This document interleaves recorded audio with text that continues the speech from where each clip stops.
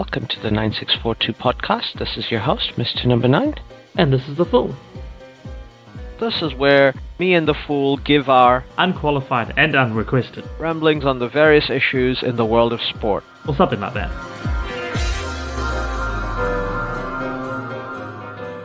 Hello everyone, it's World Cup time. Ba, ba, ba. Good times. Good times indeed. How have you been enjoying the World Cup tournament so far? Finals tournament. Good. Yeah, it's been very good. As we've said, I think it's the last, actually all the World Cups we've covered, Once the World Cup starts, all that mumbo jumbo from beforehand sort of just disappears back into the distance, and it's been a wonderful World Cup. I think the games I've watched have been exciting. Little disappointed with New Zealand versus Egypt. First half wonderful, second half Egypt stepped it up again. But New Zealand's been doing well. Messi's scoring all the goals for Argentina. We had some English tears the other day with the draw against Ghana, which was just peak. It's been really good. Yeah. I agree. I think though both England and England and Ghana would be pretty happy with the draw. Yeah, England was dominating. Whilst they didn't have many shots on target, they had lots of shots. They had all the possession and all the passes and all the pass accuracy. But Ghana just defended well, held them out, looked dangerous so that England couldn't push all the way forward. There was moments where Ghana looked like they might do it. They looked threatening, they looked good on attack when they took it out, but the English team itself, I don't know, I think they'll be like, it's points, it gets us through. That's probably the harder game of the group for them. Yeah. I mean, Croatia, they had Croatia already. That was a hard game as well, but it was an aging team there. Croatia's well past their peak of the current generation, so definitely it's nostalgic to see Perisic and Modric still playing. Oh, yeah. Amazing. But yeah. But there is a few younger people. This is technically Croatia's third generation coming through, slowly replacing the veterans. Yeah. I think England did play really well against Croatia, but that was a team that was always going to try and fight them mano a mano rather than sit back. And also, I think Croatia knew that defense was not their strength, not like in 2022 or 2018.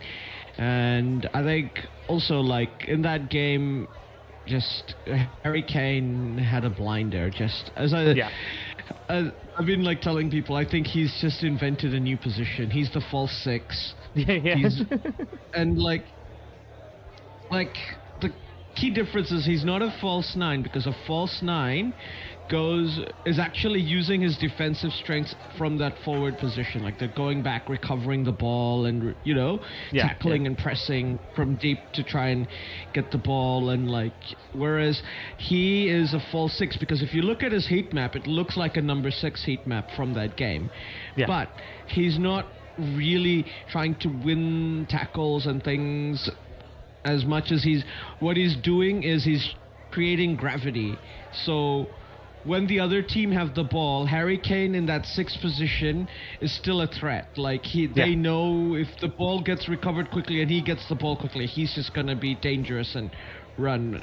And they, it just gives that extra second. Yeah, we all knew Einstein wrote it 60 years ago in the special theory of relativity. Gravity affects time and space, right? Yeah. And his gravity is creating space for his players and buying time for them as well. Yeah, exactly. As you say, he's being a threat. He's something that people have to worry about, and it just means that the defense, even in attack, they have to worry about where Kane is, what he's doing. It buys time for everybody else. But, and that game against Croatia, he was on fire. He played really, really well. From what I saw, unfortunately, I had a lot of meetings on at work yesterday, so only sort of parts of the England-Ghana game, which was very disappointing for me. But he didn't seem to have quite the impact against Ghana, and he did sky one right in front. There was a golden chance that England should have scored like 3 times, and somehow the ball did not go in the back of the net. I watched that and was like, yeah, this is not your day, England. It's not your day. Like, you can't score there, like, what's happening? Yeah, and let's be fair, like I said, Croatia were doing the mid-block, and they were trying to cleverly press, and basically Harry Kane was press resistant, and that what he was playing, how he was playing in that game was perfect. Whereas Ghana were more than happy to play what the kids are nowadays calling haram ball.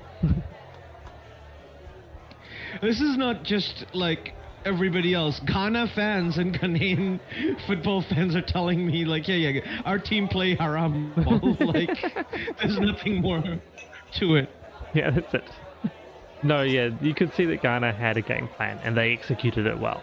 And I think, whilst both teams will be relatively happy with the draw, I think Ghana will be happier. Like, England would have felt they should have got something out of that. It's still fine, like, say, it means the draw means they're going through, they've got what looks to be the easier game left with Panama. It should mean that they're top. Croatia and Ghana have got to go together. I don't like Ghana. I think they'd have to change their game against Croatia. They're not going to be able to play like they did against England and expect anything out of it. It just wouldn't work the same. So I'd know, like, that just seems uncertain how that will go. But yeah, I feel like England should have the best of Panama. That will give them top spot, and that will be fine. Yeah, I mean, it's one of those things where this group, like Panama's, we can safely say is eliminated because they have lost to Croatia, and head-to-head is the first deciding factor, not goal difference. Yeah. In this World Cup, which is weird. Yeah. And it's led to some problems in the draw, which we'll get to.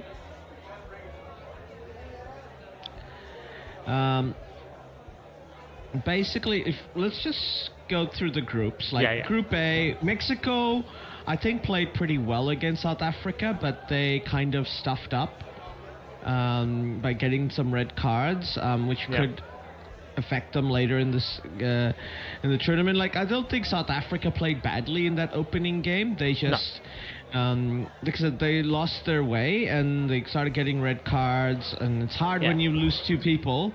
Yeah, exactly. And that game wasn't even a bad-tempered game. There's like 3 red cards, but I watched it and I was like, this isn't a game that's a 3 red card game. This is just, you know. But at the same time, all 3 red cards were red cards. All 3 red cards were valid. Yeah, absolutely were valid. Like, the referee had a blinder. Like, every... like, he refed it well, he controlled the game, and all of them were just careless tackles, and and one of them, like the South African second red card's like, what are you gonna do? They're through on goal, you gotta take the red to hope that they don't, like that. You can't be angry at that sort of red. You're like, okay, that happens. Yeah, exactly. Yeah, like, all of them were sort of, there's one that was sort of a little bit, wasn't even like it was bad in that it was the elbow to the face one. But even that was seemed very accidental, but at the same time, it's like, you've elbowed on the face, like, it's a red card. It's like, what are you gonna do? Exactly. Like, I know you're looking at it, doesn't look like you were particularly trying to, like, you weren't actually hitting him in the face, but you did throw your elbows up, and the face was there, and, like, it's a red card. You're not gonna argue, and you say it wasn't an ill-tempered match, right? It wasn't one where you go 3 red cards, you think, oh, there was tackles flying in, there was pushing and shoving. It's like, no, it was quite a clean game. Just had 3 moments that were 3 red cards, and the ref gave 3 red cards, as he should. So yeah, and Mexico, let's just say, they've been impressive. They've 3 games, no goals conceded, 6 goals scored, clean clean group stage for them. South Africa, miraculous win against Son Heung-min-less South Korea at the last game today, and they qualify for the knockouts for the first time. So congrats to Bafana. Yeah.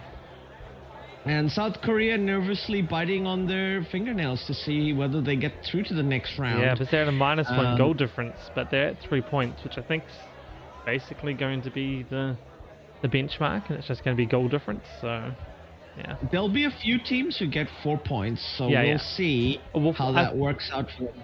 Yeah, I think by my count there'll be about half the teams would get 4 points. About 4, maybe 5 would get to 4 points. And that, so there's 3, maybe even 6, but it's about 3 spots, I think, on average available for the 3-point teams.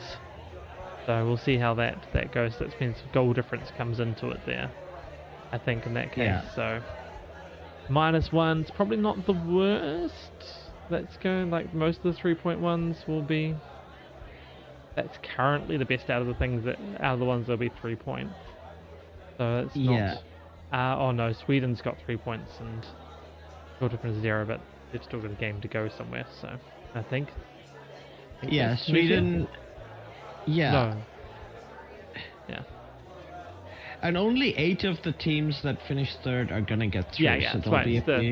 That's what I mean. So the teams that get to 4 will definitely go through, but there's not going to be 8 of them. It's going to be round 4, 5, 6. Depending on results, probably 4 or 5, and then the other 4 or 3 or 4 will be the 3-point ones. So it'll be goal difference, because there'll be there'll be about 5 or 6 of them. So goal difference is going to matter. I think it definitely will matter, but also, like, I think it's a bit unlucky for South Korea, because I don't think they played badly against Mexico. That was a last minute loss to Mexico in that game, and then they made the comeback against Czechia. Like, they at one point looked like the most impressive team on that first day. That was actually an amazing game. I watched that one. That was so great. They had everything in it. They had Czechia going up, had South Korea like fighting back, and just wonderful goals. Fighting all back 3 twice. Yeah. Fighting back twice to get to even, and then eventually winning to get that. So South Korea, like, they've played well. It's bad luck for them if they don't make it to the next round, but unfortunately, this is like what happens at the World Cup. And then Group B, Switzerland smashing it through to the next round. Like, what is, like, Switzerland and making it to the second round? Is there a more iconic duo at the World Cup? Exactly. They do get top spot this time, and they get a 3rd place team. So,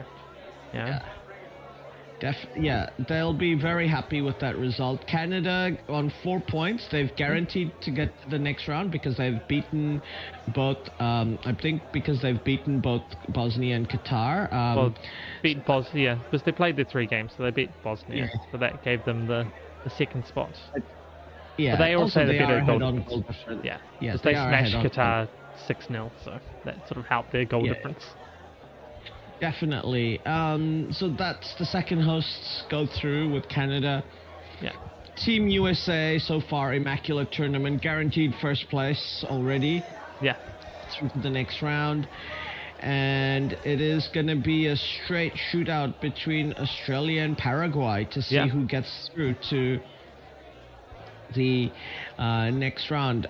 Team USA probably will rest some players. They have already said they're going to rest all the players on a yellow, which I think that's a good strategic decision. To be fair, you're already guaranteed first place. What's the point in risking people getting reds or injuries? Exactly. Whereas Australia and Paraguay have to fight hard. Like, even if they get a draw, I don't like Australia would be happy with the draw, I think, because 4 points and they've got the goal difference, so draw guarantees them the next round. I think draw guarantee should put Paraguay through the next round as well, but once again, you're going through as a 3rd placed one. They haven't Yeah, they've got a -2 goal difference, so you never know about how that will play out for them. I still think 4 points is enough with everything. Like, there's only the one team so far on 4 points with 3 games played, and there's not many that can realistically make 4. Yeah. Yeah, and Turkey out, like a real bad tournament for them. The traditional dark horses, but they basically got punched in the mouth by Australia, and then played badly against Paraguay as well. Yeah. We go to the next group: Germany, Cote d'Ivoire, Ecuador. This looked like it was going to be a tough group. Initially, Curacao losing 7-1 to Germany. Curacao fans celebrating their 1 goal at the World Cup. They said we won 7-1 against Germany, which is like, I think, the right attitude for Curacao fans to have at their debut World Cup. And then they went on to draw their game against Ecuador. So incredible for the result for them. One of the great upsets of the tournament. Then we had Cote d'Ivoire just losing to Germany. That was a tough game. It was a tough game. Very, very even game until they lost. I think Cote d'Ivoire, I mean, we do expect them to beat Curacao, don't we? Yeah. Like, and they will, if Curacao beat Cote d'Ivoire, they'll be on 4 points, and Cote d'Ivoire could be eliminated. That would be really rough for them. Yeah, that would be. Because in theory, Ecuador could beat Germany, in theory, and still qualify ahead. So that's the set of results that would get Ecuador through to the next round, guaranteed Ecuador to go to the next round. Yeah, exactly. Ecuador needs the win to guarantee, otherwise they won't be going through. Yeah.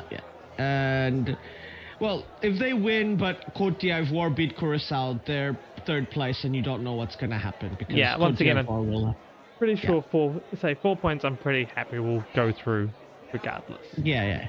But they'll still be 3rd. They can't be 2nd if Cote d'Ivoire even get a draw. They can't be 2nd. No. They can't be 2nd. No. So Cote d'Ivoire really just need a draw against Curacao to guarantee their 2nd place. Yeah. They could still be top of the group if Ecuador managed to beat Germany. Oh no, head-to-head. No, you're right. Yeah. So the guaranteed draw guarantees them 2nd. Yeah. The most interesting group, Netherlands. Yeah. Playing against Netherlands, Japan. That was the best game for me of the first round. That was absolute, especially that second half. The first game was like a chess match, both sides playing incredibly strategically, no goals, but like that's a game for the real fans, you know, like we're just like, yeah, this is great. Like, and casuals who were watching the World Cup, like casual fans, are like, what's going on? Why are you guys enjoying this? And then second half, they're like, oh, this is awesome, and we're like, yeah, that's pretty good, I guess. 4 goals, you know. But Japan played really, really well. Netherlands played really, really well in that game. And then they both went on. Like, the Netherlands impressively smashing Sweden. Yeah. And then Japan smashing Tunisia. And Sweden basically losing their entire, goal difference to that game against the Netherlands. Because they beat Tunisia reasonably well. Tunisia, basically the most defensive team, the other haram ball team from Africa, as African football fans tell me. People were thinking they were either going to have to be really defensive or they wouldn't win a game, and looks like that's potentially where they're headed. Yeah. They play the Netherlands. This group, everything to play for. The Netherlands if the Netherlands beat Tunisia, then I think it'll come down to goal difference, but it pretty much guarantees they're in the next round. Yeah. Sweden can't catch up, and if Japan beats Sweden, like if Sweden and Japan are basically in a straight knockout, Japan draws, they're through. If Sweden wins, they're guaranteed 2nd place at least. Yeah. And I think Japan almost certainly, if they lose, unless because they lose by a lot, they'll pretty much guarantee like being the best of the third place ones. So Yeah, because they got a +4, so they have to get a lot of those goals knocked off by Sweden to be not there in a loss. But I don't see Japan losing that anyway. So. Yeah, I mean, their goal difference is 4, so it's ridiculous. Same with the Netherlands, if they were to somehow lose to Tunisia, finish 4th. Unlikely that Tunisia will score a lot of goals, so they might even have a goal difference as high as 3, so it's very difficult to see them not get through, at least on a 3rd place with that goal difference. Then we come to the Group G with New Zealand. Like, I think New Zealand played really well against Iran. I think Iran also played really well in that game, especially given the circumstances of what they have to go through. So very creditable performance from Iran so far in both their games. But this is another group with everything to play for. If New Zealand managed to beat Belgium and Egypt beat Iran, New Zealand would get through to this next round, guaranteed in 2nd place with 4 points. Obviously, if New Zealand lose to Belgium, they're out. Belgium pretty much guarantees. They'll be the best 3rd place team if they're not in the top 2 somehow. Which they'll guarantee to be in the top 2 if they win against New Zealand. And I think a draw for both of them will probably knock both of them out. Belgium might still make it with the draw, but it'll be a bit tight then. Yeah, if Belgium draw to New Zealand and Egypt and Iran draw, then I think, like you said, Belgium are almost certainly knocked out. But if like I said, the condition here is like if New Zealand win, but Iran wins, then we know that New Zealand are going to be below Egypt. So the highest they would be able to finish in that scenario if Iran win is 3rd. Potentially still could qualify, goal difference. And New Zealand would, I think, just take if their first win in the tournament. If they make, and once again, especially 4 a big points. scalp like Belgium. And once again, 4 points. I'm pretty certain 4 points will send people through as a top 8, 3rd place. And I've said that for most of these, and there's a few in there that can make 4, but not everybody is. And even then, when I count it up, there's still less than 8 that can make it there. So, to say it's about 6 at the most. Yeah, and this was the first. Egypt finally, Mo Salah managed to break his World Cup scoring duck, and he, this is like one of the many superstars that have announced their arrival. In the tournament, we had Group H, where Spain initially drew with Cabo Verde, one of the upset results of the tournament, and then Spain, Lamine Yamal just basically went because he played in the last 10 minutes, and Spain looked like they were gonna try get that goal to beat Cabo Verde in that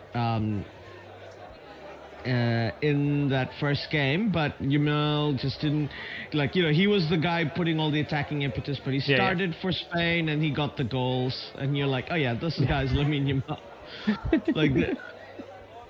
Like Pele-esque introduction to his World Cup just as a teenager, just comes and puts on a show.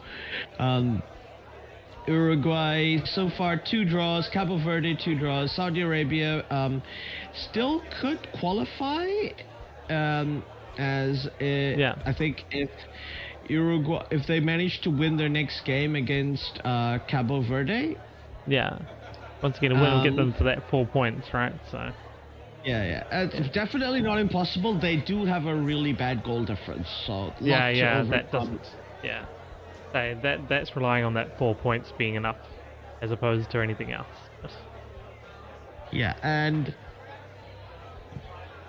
one suspects Spain will want to put Uruguay away. They're not going to want to rely on a draw, because Cabo Verde could win against Saudi Arabia, in which case they would have 5 points, right? And Spain would be on 5 points, and it would come down to goal. Like, Spain's going to want to try and score goals and attack, and Like they have one of the deepest squads this tournament, so we know that's gonna be a really good game. Then in Group I, we have the two players who everybody thinks this is their era, Mbappe and Haaland. Yeah. And they've both absolutely put a show on in both their games. Norway scoring 7 goals. Like Haaland's just, he's been averaging 2 goals a game, so he's qualifying. So, he could just end up being like, if we count the qualifying tournament, he's already in goals this World Cup cycle. That's crazy. Yeah. In the World Cup. Which is crazy. For a UEFA player, that's crazy. There's already been, people are saying online that they believe that the top scorer will reach double figures this World Cup. Yeah. I wouldn't be surprised. This is for the first time since Eusebio in '66. Yeah. So we've got the French here, Mbappe and Haaland. They both have had incredible games. Both teams, we're gonna get to see them play in the last game of the group, and we know both teams have gotten through. They're fighting for top I don't think spot, either right? Senegal or Iraq, with their goal difference now, I don't think either Senegal or Iraq, regardless of if either of those teams manage to win that last game, are gonna get through. No, let's go Senegal smashes Iraq. They need 4 or 5 goals to stand a chance. Yeah. Then next group we have Argentina. We have Lionel Messi. They're already through. He has scored every single goal for Argentina this tournament so far. Is this even going to be his last stance? Is he going to be there in 2030 for a home World Cup? Yeah, it's a home World Cup. Who knows? Be 42 then? Technically, it's a double home World Cup because Argentina will be hosting games and Spain, which is his home away from home. Yeah, exactly. So you never know. He might try, but that may be a year or two too far in terms of his playing career. But I mean, he's showing he still has it right now. So he'll be 42, which is Cristiano Ronaldo's age right now. Yeah. And I know we haven't got to Portugal, but I know he played well in the last game, but Cristiano is possibly showing that, 41, 42, even for someone in peak performance, physical condition, is possibly just a little bit too far. So, we'll see. Cristiano Ronaldo is still 3 goals away from being the most prolific 40-plus-year-old, because Roger Miller scored 5 as a 44-year-old in the 1990 World Cup. Yeah. So he was a super sub, the definition, which Ronaldo refuses to do. Yeah. I mean, Ronaldo's... I know we haven't got to Group K, but Ronaldo's his own worst enemy in that. He could possibly be doing it better and do that, and maybe Messi will be fine that way. And Messi's already playing in a way that is conserving his body, right? Plus, Ronaldo's still being Ronaldo, so... That's... Yeah, well, it's the classic walking Messi. Yeah. And we looking at the next two. This is the issue with this World Cup. Argentina will almost certainly probably get a good result against Jordan. They because the Argentines have already beaten Austria and Algeria, they cannot be removed from first place. They've got the head-to-head. Yeah.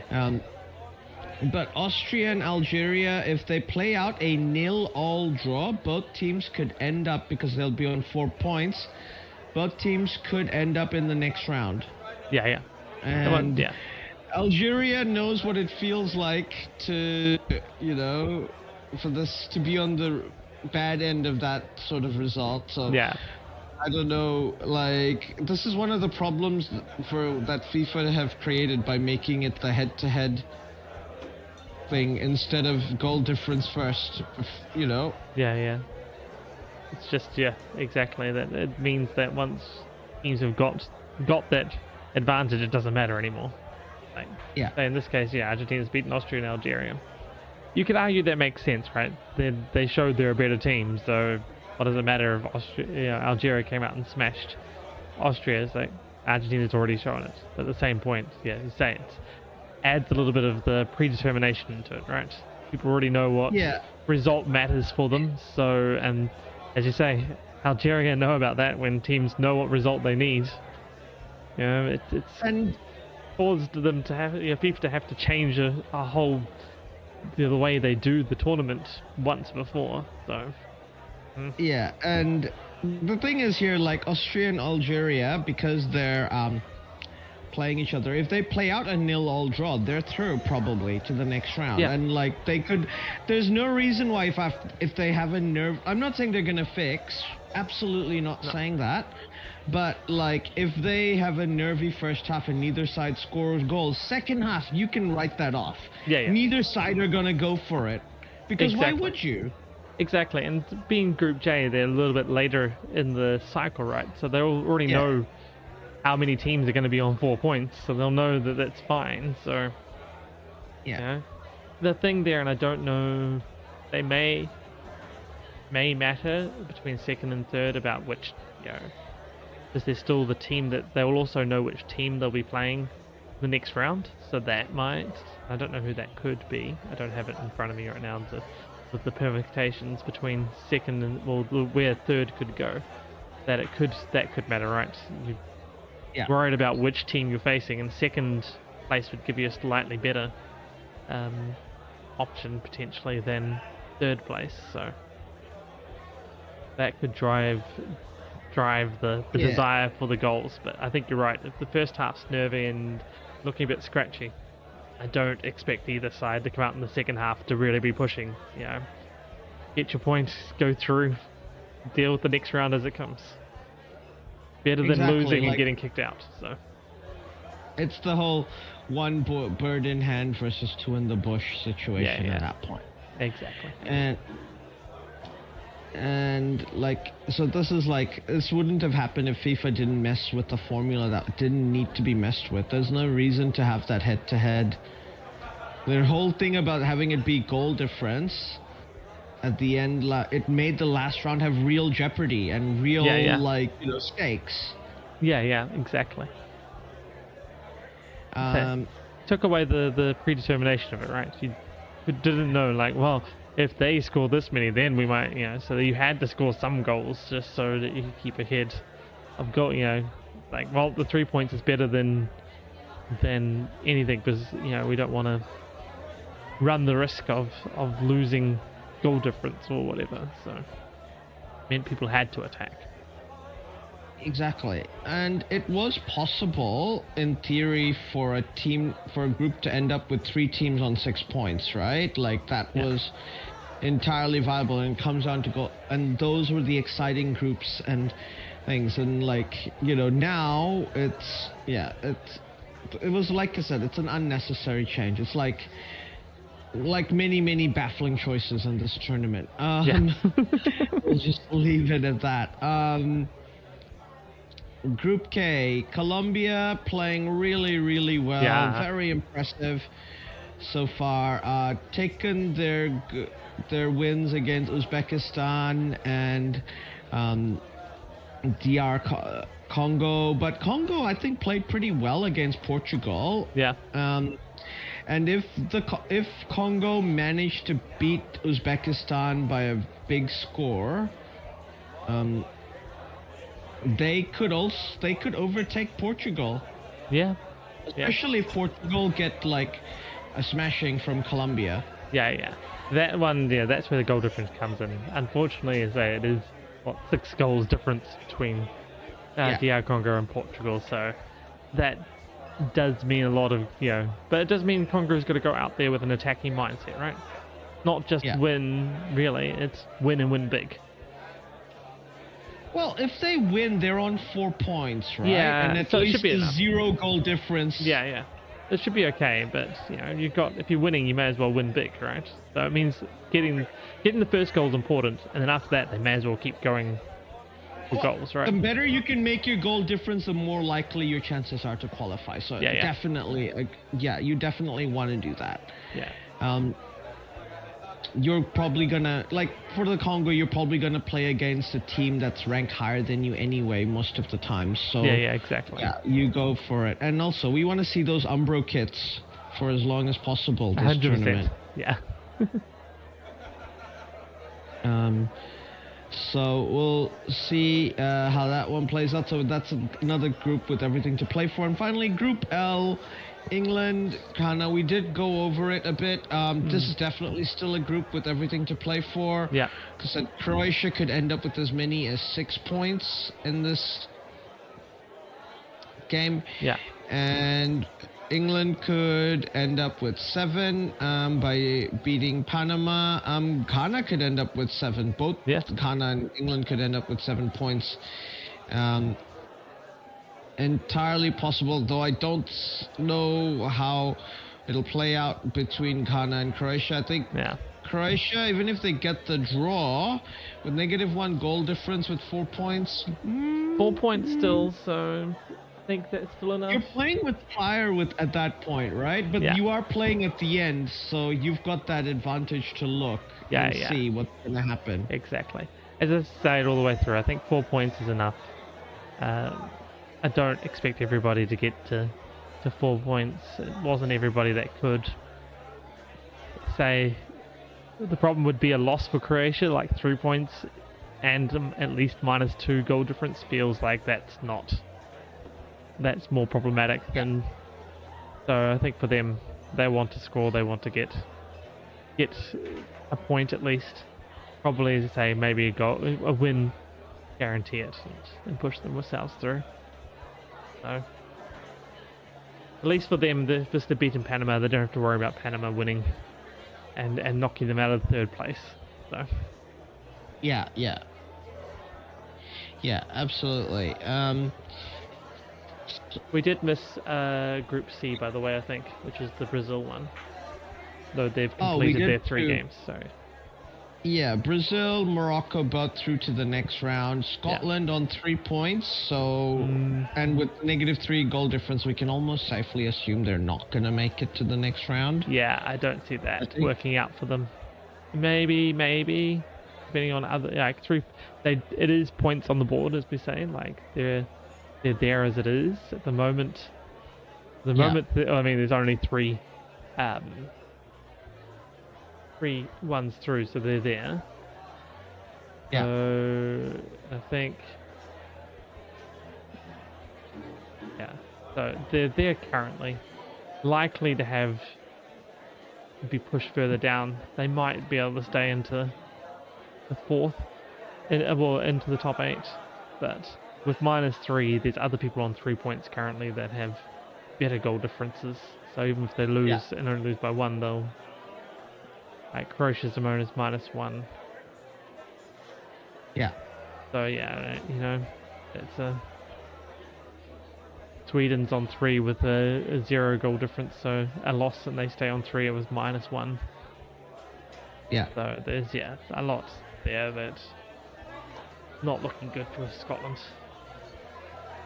Absolutely. But they've, I think, played a pretty decent tournament. We knew that Billy Gilmore was going to be a big loss to them. Yeah, exactly. This tournament, unfortunately. The fans had a good time. They literally drank Boston dry.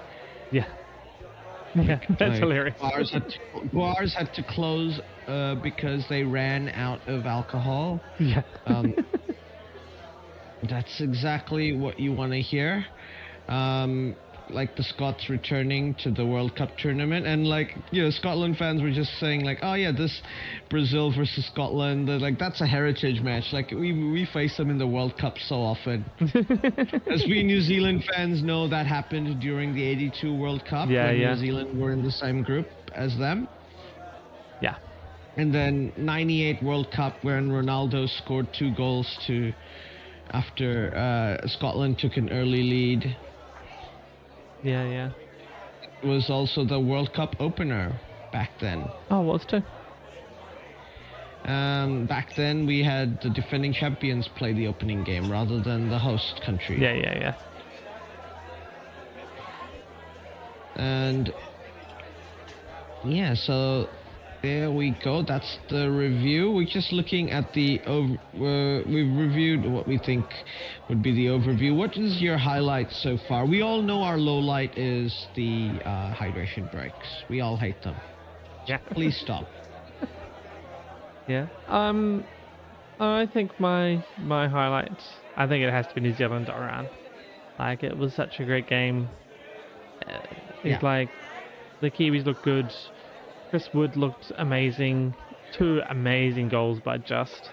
A little bit better defending maybe, and we had that, like, especially the last Iran goal was just a player free header, and those get scored 9 times out of 10. So that was a bit disappointing, but otherwise I thought that game was excellent. It had everything we wanted. We looked good, I think, and then add on the first half against Egypt, and you've given me 135 minutes of football, and I've been happy with every minute of them up to then. So I think that's my highlight. I think I said after the Iran game that if win, lose or draw, if the All Whites play like that with that philosophy and intent, I'm happy with the result. Like, clearly they were getting tired against Egypt at the end. Their defending got very ragged. Even then, they still generated a few chances. Egypt actually defended really well in that second half. Oh no, Egypt defended really well. Zonal defending was really good. And their set pieces defending was really good as well. New Zealand, we unhappy that they conceded from set pieces because that was a strength for them. But I think Darren Baisley has got this team run. Like, he understands, like, this team's actually not good at defending. So there's no point putting 5 at the back and make them defend. Like, that's not going to work. Yeah, exactly.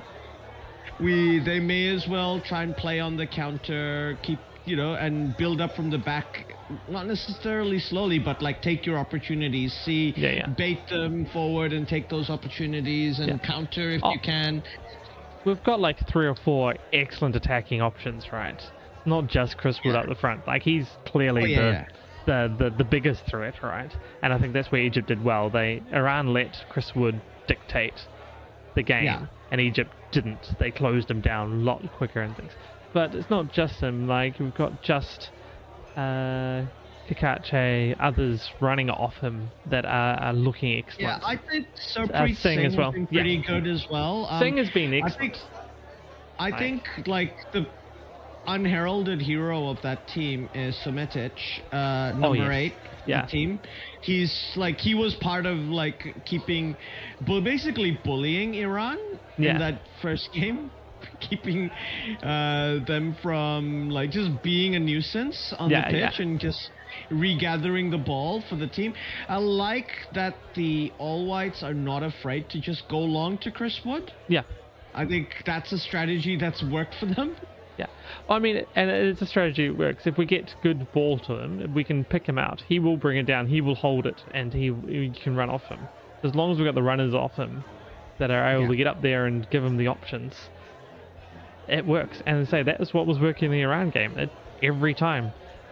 What you say, they passed it around to get into space, give Chris Wood time to get up, get in position, hoop it down to him, have Just or Singh or whoever running off him, he'd hold it, pass it off them, then they would do their thing, and they looked awesome.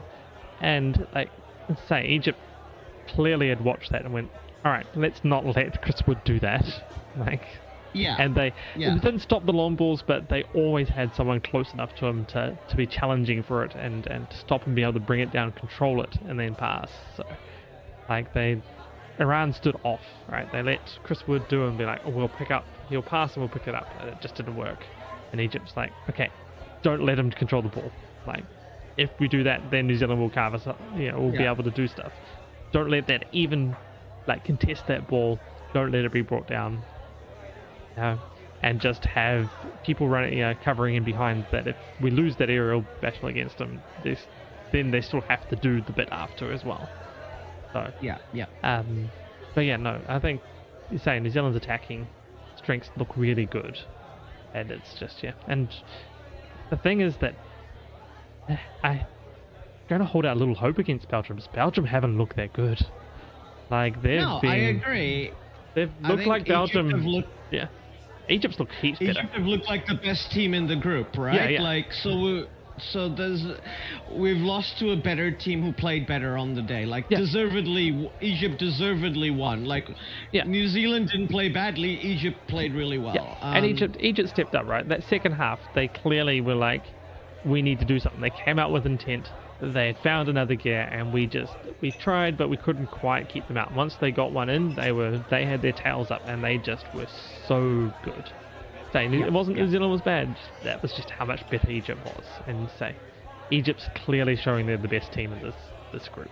Yeah. And Belgium, despite being the highest ranked one, is not looking very good. They're looking very, I don't know, very Belgium. I want to say, like, they just can't get things going for them. So I have a little bit of hope that we'll be able to get, our team's looking good. They're not.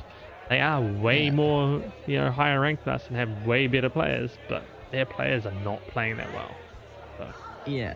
And I think Belgium could be a team that if we tested the long ball against them, unless Lukaku starts and helps cover the defense a lot, which is at his current age, he's always been good at defending and tracking back. Give him his credit, but at his current age, how much do you want to do that? Yeah. They could be vulnerable on that, so we'll see. That it would be a way to like I said, even if we managed to beat Belgium and we didn't make it to the next round somehow, I'd just still be we got a big scalp and we got like our first win, and we played well in every game. So can't complain about this tournament at all. It was I watched it at Tyler Street, not the Tyler Street bar, but next door at the Brit, because Tyler Street bar was fully booked out by Auckland FC for a watch party. They had so many people that Auckland FC also booked out half the bar next door, which was the Brit where I was at. But they also gave us free merch and let us pose with pictures of the trophies they won this season. So nice. Cannot complain. And the lady from the marketing team from Auckland FC just carried the Toyota Shield, A-League Shield, just on her shoulder, as a handbag as she moved out. It was just you love to see it. That is excellent. And the OFC Pro League trophy looks awesome. That's a beautiful trophy. That's good. So, but double trophy year for Auckland FC to go along with their trophy last season, the minor premier. Yeah, exactly. So, fingers crossed they get to continue, and that's gonna be incredible. I'm half tempted to be should I go in on Saturday to watch the game and then watch the WAS after, because they'll all be. Oh yeah, that's not a bad idea actually. So I got my brother's birthday, so I can't actually. That would be really, really awesome. Yeah, fair enough. But either way, really looking forward to the last few games and obviously the rest of the tournament. I think it's great that all the stars have shown up. It took a while for Ronaldo, and Ronaldo was cringe against Uzbekistan. Yeah. He was just oh, I'm back, and you're bro, it's Uzbekistan. Come on, man. Yeah, exactly. Though apparently, if Argentina finish top and Paraguay and Portugal finish second in their group, then Messi and Ronaldo will face each other in the round of 16, assuming both teams win their round of 32 games. Oh, that's interesting. So it will be the first time they've ever played against each other internationally. So yeah. Wow, that's actually amazing. Yeah, so that would be interesting to see. You'd almost think that it's a fix, right? Almost. FIFA would never fix. No. No. Actually, to be fair to Peter, they do a lot of things, but I don't know if they'd... Oh, they might try and fix that one, actually. Too fair. That's something they might actually fix. I'm gonna say, FIFA doesn't fix matches. They do everything else, but they don't fix matches. Yeah. I don't think they care who wins, really. As long as they get their money. Yeah. To be absolutely fair, yeah. Because it doesn't matter, it's the World Cup. It could be New Zealand versus Iran in the finals somehow, and that would still be like 5 billion views. Yeah, exactly. You know? Exactly. Around the world. They're not gonna care. They'll just be like, yeah, who wins? You guys are all gonna watch anyway, so. It would, if New Zealand don't win the tournament, I would start, I hope Iran wins, just because it would be hilarious if Donald Trump had to give the World Cup trophy to the Iranian team after signing that peace treaty, which was totally not a capitulation treaty. Not at all. I'm sure it was a good treaty. It was the best treaty. And nothing at all like the one that he said was crap from when Obama signed it. That was a bad one. Yeah. Yep. But yeah, at this point, I think that's all we have time for today. Thanks very much for listening, and hope to see you next time. Catch you next time.